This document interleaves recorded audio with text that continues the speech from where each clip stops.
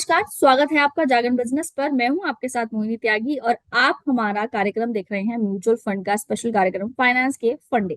और आज हमारे साथ जो मौजूद हैं वो हैं Devendra Singhal ji, executive vice president and fund manager, Kotak Mahindra AMC से। सर, स्वागत है आपका। नमस्कार। जी। आज सर, म्यूचुअल फंड इंडस्ट्री के बारे में हम बार बार बातचीत करते हैं। अब तो लोगों का पार्टिसिपेशन भी बहुत ज्यादा बढ़ गया है। स्पेशली अगर मैं बात करूं रिटेल इन्वेस्टर्स की, तो उनका पार्टिसिपेशन बहुत ज्यादा बढ़ रहा है। तो इसे आप इंडियन इक्विटी मार्केट के लिए कैसे देखते हैं? मोहिनी जी, पार्टिसिपेशन बढ़ रहा है, बट मैं ये नहीं कहूंगा कि बहुत ज्यादा बढ़ रहा है। मैं कहूंगा अभी तो शुरुआत है, और अभी आने वाले टाइम में आप इसको और ज्यादा देखना चाहिए। क्योंकि अगर आप देखते हैं, इंडिया में कोई 4.5 करोड़ फोलियोज है। 140 करोड़ की आबादी के अंदर 4.5 करोड़ फोलियो किसको बोलते हैं? अगर इसी के सामने हम डीमैट अकाउंट देखें तो कोई 16-17 करोड़ डीमैट अकाउंट है। तो अभी वहां तक पहुंचने के लिए भी हमको बहुत वक्त लगेगा। तो मैं डेफिनेटली नहीं कहूंगा कि अभी पार्टिसिपेंट बहुत अच्छे लेवल पे पहुंच गए। हाँ, एक अच्छी शुरुआत है, जो आगे जाके और बड़ा होएगा, इसकी हमको पूरी उम्मीद है। जी। सर, अब जिस लेवल पे पार्टिसिपेशन हो रहा है पहले के मुकाबले, तो ये काफी अच्छा ही कहा जाएगा। और एक्चुअली हर महीने ये आंकड़े इतनी तेजी से बढ़ रहे हैं कि ऐसा लगने लगा है कि डीआईआईज अब हमारे मार्केट को एफआईआईज के आने जाने से उतना फर्क नहीं पड़ता है जितना पहले पड़ा करता था। मोहिनी जी, आपका कहना एकदम सही है। क्योंकि जिस हिसाब से पार्टिसिपेशन बढ़ रहा है, डोमेस्टिक फ्लोज जितने अभी मार्केट में आ रहे हैं, तो एक मार्केट को बहुत बड़ा एक बैलेंसिंग फैक्टर मिला है। जो पहले सिर्फ एफआईज के आने जाने के न्यूज पे ऊपर नीचे हो जाता था बाजार, आजकल आपको वो देखने को कम मिलता है। हम्म। तो जी, आप बिल्कुल ठीक कह रहे हैं कि डेफिनेटली एक बाजार को स्थिरता जो होती है वो मिली है डीआईएस के साथ। सेबी अब लगातार चीजों को लेके स्ट्रिक्ट होता जा रहा है। हाल ही में अगर हम केस देखें तो क्वांट पर उसका एक्शन, फ्रंट रनिंग के जो चीजें, जो एलिगेशंस लगाए गए हैं, उसके बाद चेकिंग चल रही है चीजों की। तो ये इन्वेस्टर्स के पॉइंट ऑफ व्यू से तो सही है, लेकिन इस पर आपका क्या टेक है फिलहाल, कि ये सी कितना हमारा जो जरूरी है एक्चुअली? सी हमारा जो बाजार है ना, specifically mutual fund industry, it's a very very regulated industry. तो यहाँ पे जो भी ऑर्गेनाइजेशंस हैं जैसे सेबी है, उनका पूरा जोर ये रहता है कि रिटेल इन्वेस्टर को किसी भी तरह का नुकसान ना हो। तो उसके लिए वो कड़े से कदम उठाते हैं। और उनको लगता है कि इन्वेस्टर्स का जो सेफ इंटरेस्ट है उसको सेफगार्ड करना चाहिए। तो हमको लगता है ये बाजार की स्थिरता के लिए और लंबी अवधि के लिए एक बहुत ही अच्छी ये मुहिम है, जो जारी रहनी चाहिए। और हमको इसमें कोई इशू नहीं है। इनफैक्ट जितना ज्यादा अच्छा रेगुलेशन होएगा, जो कहते हैं ना, जितनी अच्छी सड़क होगी उतनी स्पीड से आप आगे बढ़ सकते हैं। तो रेगुलेशंस आर लाइक अ सड़क, it's a good path for you to speed ahead. बिल्कुल। हालांकि ये निवेशकों के हित के लिए तो बिल्कुल बेशक अच्छा ही है, क्योंकि उनको एक सही गाइडेंस और सेबी के एक्शन से ये पता चल जाता है कि कहाँ चीजें आपको रोकनी है और कैसे आगे बढ़ना है चीजों को लेकर। सर, जैसे अगर मैं बात करूं इन्वेस्टमेंट की, तो म्यूचुअल फंड में इन्वेस्टमेंट के लिए हमेशा कहा जाता है कि डिसिप्लिन बहुत जरूरी है। तो किस तरह का डिसिप्लिन एक निवेशक को फॉलो करना चाहिए अगर वो शुरुआती दौर में, यानी कि यंगस्टर है, वो अगर शुरुआत कर रहा है अपने निवेश की, तो उसे किस तरह का डिसिप्लिन शुरू करना चाहिए? अगर वो मिनिमम 5,000 से शुरुआत करना चाहता है और उसका टारगेट है कि मान लीजिए उसे एक गाड़ी लेनी है अगले 5 सालों में, मैं कहूँ, तो वो कैसे उस अमाउंट तक पहुंचेगा? देखिए मोहिनी जी, ये कहना मुश्किल है कि किस हिसाब से आपको अपना रिस्क देखना चाहिए। जब भी हम म्यूचुअल फंड्स की बात करते हैं, हम हमेशा, स्पेशली हम इक्विटी म्यूचुअल फंड्स की अगर बात करते हैं, तो हम हमेशा ये बोलते हैं आप लंबी अवधि के लिए पैसा डालिए बाजार में। और उसके हिसाब से अपने आप को जितना पैसा आपको डालना है और किस अवधि पर आपको निकालना है उसको देख के चलिए। सी, यहाँ पर आप पे अपना जो मेहनत की कमाई है आप उसको डाल रहे हैं बाजार में, तो डेफिनेटली आपको रिसर्च करने की भी बहुत ज़रूरत है। आपको हम्म। सही एडवाइस चाहिए उसके लिए। तो हम हमेशा कहते हैं कि अपने फाइनेंशियल एडवाइजर को आप कंसल्ट कीजिए। क्या वो आपको बताते हैं कितना आप रिस्क एपेटाइट ले सकते हैं, कब आप कितनी अवधि के लिए पैसा डालना चाहते हैं। तो उसके हिसाब से सब किसी को करना चाहिए। हम्म। हाँ, अगर आपका गोल बेस्ड है तो आपको ये देखना चाहिए कि बाजार का एवरेज रिटर्न, या उस मार्केट में, उस काइंड ऑफ एसेट्स के अंदर आपका मार्केट का एवरेज रिटर्न क्या रहा है पिछले 5, 10, 15 सालों का। उसके हिसाब से देखते हुए आपको अपना निवेश करना चाहिए, एज्यूमिंग कि आपको एक लॉन्ग टर्म का रिटर्न मिलता है। ठीक है। अगर आपका एक्सपेक्टेशन ज्यादा है तो आप रिस्क ज्यादा लेंगे। देखिए रिटर्न सबको दिखता है, बट रिस्क जो है ना वो हमेशा अदृश्य होता है। तो रिस्क कोई दिखता नहीं है, उसको आपको समझना पड़ता है। तो उसका मापदंड करते हुए, रिस्क और रिटर्न को मैनेज करते हुए आपको अब बाजार में पैसा डालना चाहिए। हम हमेशा कहते हैं अपने सलाहकार से टच में रहिए, उनकी अनुसार ही चलिए। आपको एक लंबे समय के लिए मार्केट में एक बहुत बढ़िया जो कहते हैं आभास मिलेगा, एक्सपीरियंस मिलेगा वैसा। बिल्कुल। और सर, जिस डिसिप्लिन की मैंने भी बात की थी, उस डिसिप्लिन के बारे में आपका क्या कहना है कि डिसिप्लिन म्यूचुअल फंड में कितना जरूरी है? से जब हम डिसिप्लिन की बात करते हैं, हम ये बोलते हैं कि आप अपनी जरूरत से ज्यादा रिस्क मत लीजिए। जी। जितना आप जाना डालना चाहते हैं, आप उसके उसके जरूरत से ज्यादा रिस्क मत लीजिए। बाजार में आप लीवरेज मत कीजिए। ठीक है। जी। और जब आप इक्विटी में डालते हैं तो आप 3-5 साल की जगह 5-10 साल के हिसाब से सोचिए। जी। तो ये सब अगर आप सोच के चलते हैं तो आप डिसिप्लिन इन्वेस्टर हैं।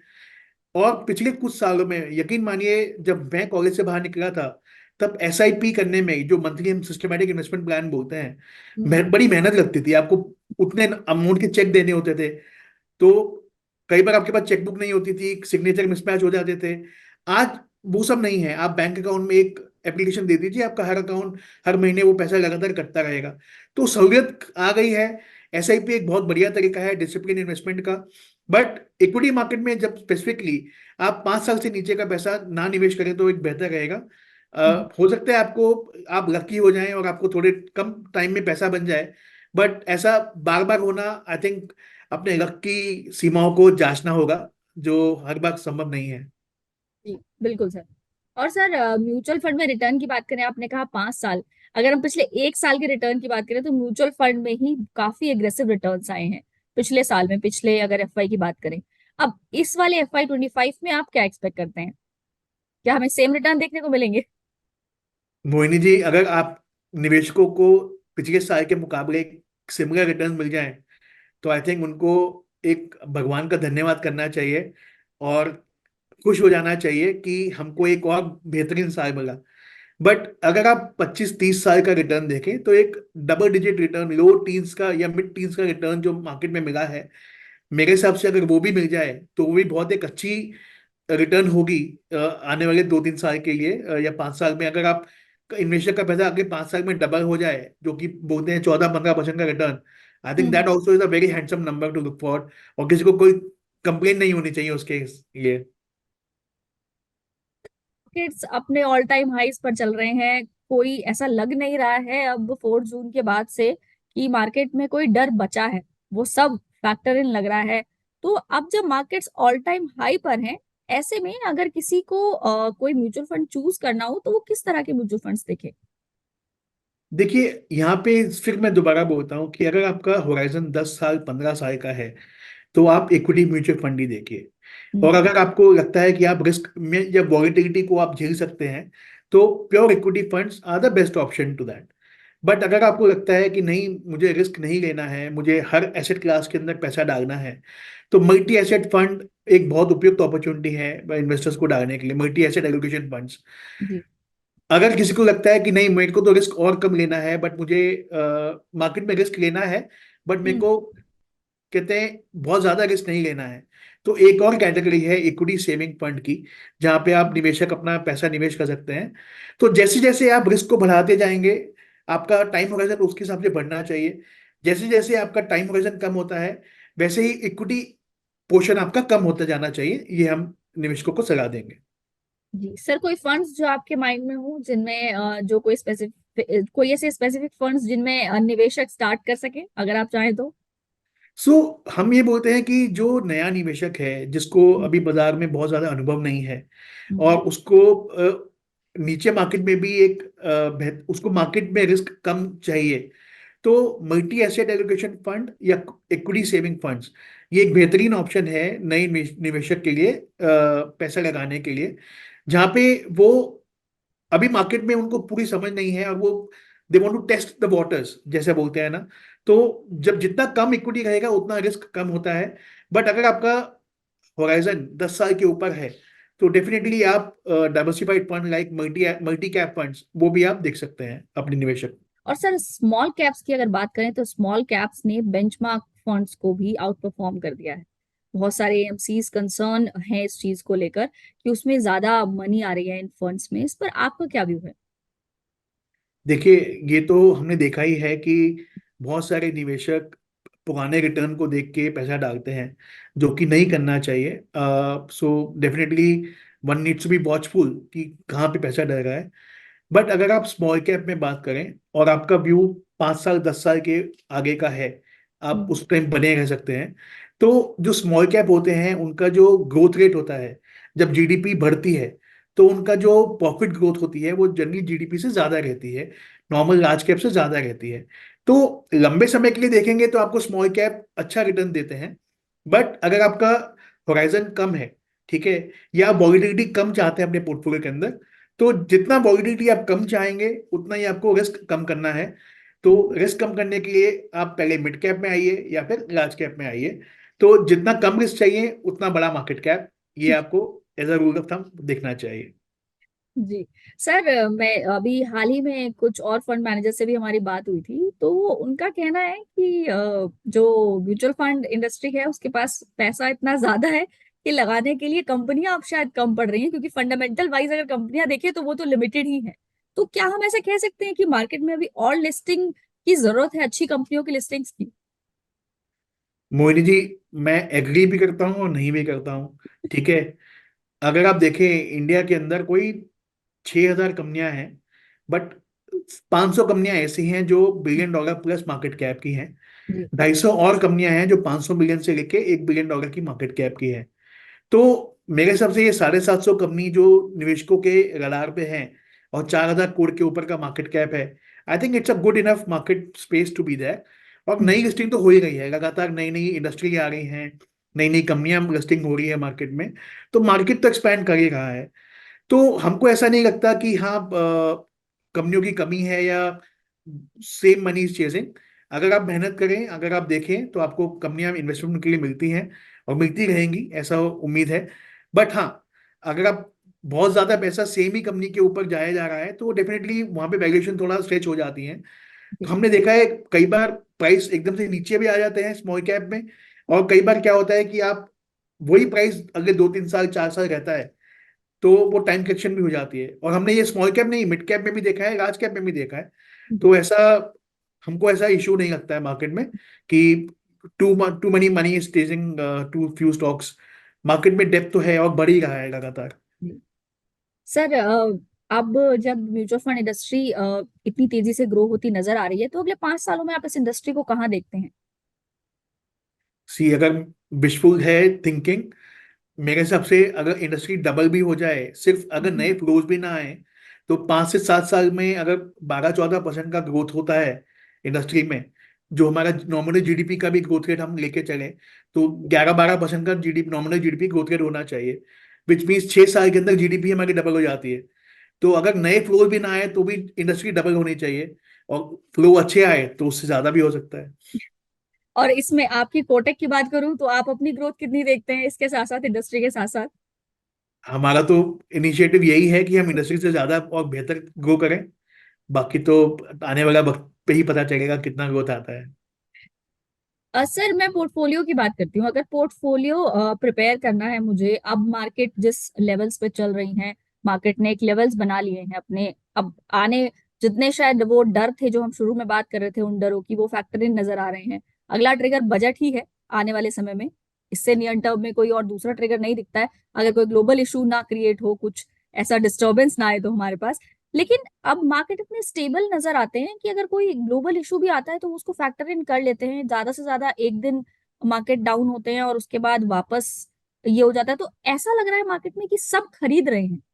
क्या ये कितना सही है? और वैल्यूएशन फ्रंट से अगर इसे देखें तो ये इसे कैसे समझाएंगे आप? कैसे आप इसे समझ रहे हैं फिलहाल? देखिए, अगर आप वैल्यूएशन की बात करते हैं तो निफ्टी की अगर हम बात करें तो 1 साल के फॉरवर्ड नंबर पे कोई 20 साढ़े 20 टाइम के आसपास हमारा निफ्टी का वैल्यूएशन है, ठीक है। वहीं अगर मिड कैप स्मॉल कैप की बात करें तो मिड कैप कोई 30 के आसपास है, स्मॉल कैप कोई 27-28 के आसपास है। तो निफ्टी का वैल्यूएशन तो कोई ज्यादा महंगा नहीं है, but mid cap small cap का वैल्यूएशन थोड़ा सा एक्सपेंसिव है अपने पिछले एवरेज दरों से के हिसाब से। बट हमको ये नहीं भूलना चाहिए कि अर्निंग्स ग्रोथ जो है वो भी बहुत तेज है। अर्निंग ग्रोथ भी हमारा 15, 17, 18% के आसपास का ग्रोथ है। और अभी एक्सपेक्टेशन है कि जो जीडीपी का एक्सपेक्टेशन है ये साल का 7.2 के आसपास, वो भी शायद बढ़ के कोई लोग 7.5 भी बोलने लग गए हैं, कोई 8 का भी एक्सपेक्टेशन कर रहे हैं। तो अगर हमारा जीडीपी बढ़ता रहेगा तो अर्निंग्स की ग्रोथ रेट भी तेज होगी। तो अभी आप 1 साल का देख रहे हैं तो आपको मार्केट महंगा लगता है, वहीं अगर आप 5 साल का देखेंगे तो मार्केट आपको सस्ता लगने लग जाएगा। तो जहां भी आपका अर्निंग्स ग्रोथ बहुत ज्यादा है या मार्केट से ज्यादा है, तो आपको उन स्टॉक्स के अंदर निवेश करना चाहिए जहां पे earning visibility is very high, जो आपको मार्केट से ज्यादा का रिटर्न दे सके। तो जैसा हम हमेशा बोलते हैं, इंडिया जो है ना एक ग्रोथ मार्केट है। यहाँ पे कोई, जब तक ग्रोथ नहीं दिखेगा तब तक मल्टीपल्स नहीं मिलते मार्केट में। तो जब तक आपका ग्रोथ रेट बढ़ता है तब तक आपके मल्टीपल्स हाई रह सकते हैं, इसमें कोई दो राय नहीं है।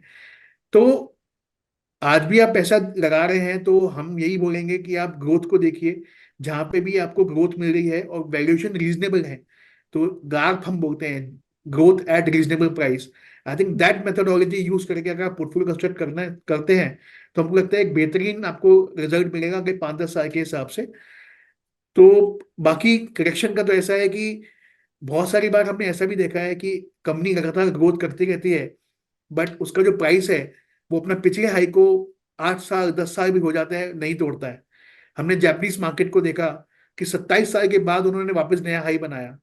तो मैं ये नहीं कह रहा कि भारत में भी 27 साल का गैप आएगा, बट मार्केट के अपने तरीके हैं वैल्यूएशन को करेक्ट करने के, वो किसी भी तरह से हो सकता है। लार्ज कैप में जैसा मैंने बताया, price declines can be very sharp and immediate. Small cap mid cap में थोड़ा ग्रेजुअल होता है और वो हो सकता है, तो उसमें कोई बड़ी बात नहीं है। सर, पोर्टफोलियो में अगर किसी को इस वक्त अपने कुछ ऐड करना हो तो वो किस सेक्टर को ऐड करे? और आपने लास्ट अभी जो करेक्शन आई थी, क्या आपने उस वक्त कुछ खरीदा था? जब अभी करेक्शन आई थी, कि आपने पोर्टफोलियो में चेंजेस किए हैं? देखिए, सेक्टर स्पेसिफिक कहना बहुत मुश्किल है इस टाइम पे, क्योंकि क्या हो रहा है कि बाजार में सेक्टर रोटेशन बहुत ज्यादा हो रहा है। जी। तो अभी हम आपको कुछ बताएं और क्या कहते हैं उसके बाद 2 महीने में ही वो हो जाए और इन्वेस्टर उसको लेते रहें, तो कोई मतलब नहीं है उस चीज का, क्योंकि मार्केट बहुत डायनेमिक हो गया है और बहुत स्विफ्ट मूवमेंट हो रहे हैं मार्केट के, हमेशा से ही हुए हैं, अभी कुछ ज्यादा हो गए हैं। जहां तक हमारी खरीदारी का सवाल है, जहां पे भी अपॉर्चुनिटी देखी थी हमको करेक्शन के अंदर, वहां पे वो फंड्स हम डिप्लॉय करते हैं। तो ये कहना मुश्किल होगा कि किसी एक पर्टिकुलर सेक्टर में किया है या किसी दूसरे में किया है। जहां पे भी अपॉर्चुनिटी दिखती है पैसा डिप्लॉय होता है, यही हमारा काम है। FY 25 के लिए आपने पोर्टफोलियो को जब रिव्यू किया होगा तो क्या कुछ चेंजेस किए हैं, कुछ एडिशन किए हैं, कुछ निकाला है उसमें से अभी? देखिए, अगर ऐसा ग्रुप हम बात करें तो जो सेक्टर्स हमको अच्छे लगते हैं आने वाले समय के हिसाब से, वो हैं automobile sector, consumption sector, power as a sector हमको अच्छा लगता है। हमको बैंकिंग स्पेस में भी काफी सारी चीजें हमको अच्छी लगती हैं।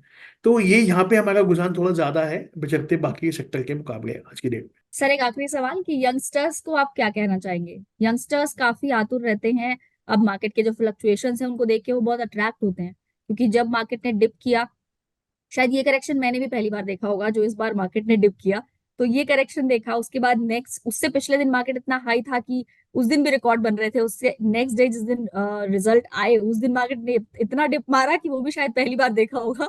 और अब मार्केट वापस इस तरीके से चल रहा है कि शायद रुकने का नाम ही नहीं ले रहा है किसी तरफ। तो ये सब सिनेरियो देखकर मन में वो होता है कि क्या हम इससे छूट रहे हैं? जो लोग पैसा नहीं लगाया, जिन्होंने, जिनके पास है पैसा लेकिन लगाया नहीं, तो उनको आप क्या सलाह देना चाहेंगे? देखिए, आप इक्विटी मार्केट में निवेश करिए, बट अपने दिमाग में रख के चलिए मुझे ये पैसा 10 साल 15 साल 20 साल के लिए ग्रो करना है। अगर आप ऐसा सोच के आएंगे, निश्चित ही बहुत ही बेहतरीन आपको एक एक्सपीरियंस मिलेगा मार्केट में, जो मैं आपको बोलता हूँ कि आपको कहीं किसी और इन्वेस्टमेंट में नहीं मिलेगा। जी।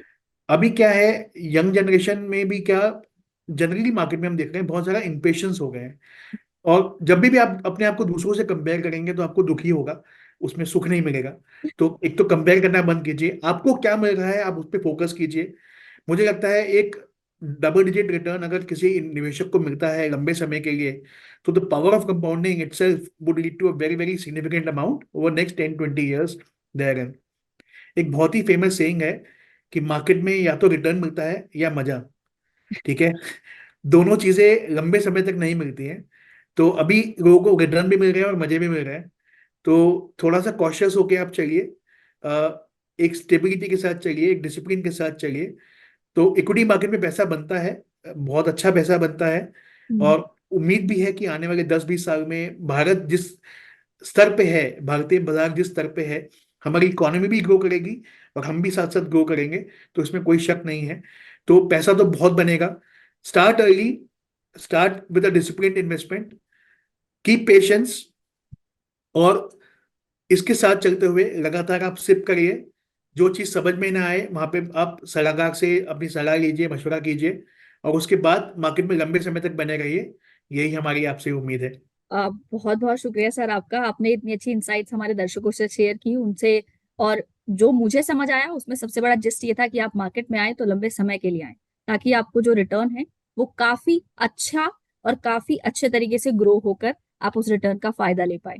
सर आपका बहुत बहुत शुक्रिया आज हमारे साथ जुड़ने के लिए और इतनी अच्छी इंसाइट शेयर करने के लिए। और दर्शकों से भी हम कहना चाहेंगे कि अगर उन्हें कुछ जानना है तो वो हमें कमेंट बॉक्स में जरूर पूछ सकते हैं, ताकि हम वो सवाल आपके और अपने जो गेस्ट आते हैं हमारे साथ, जो स्पेशल गेस्ट होते हैं, उन तक हम आपके सवाल जरूर पहुंचा सकें। Thank you so much.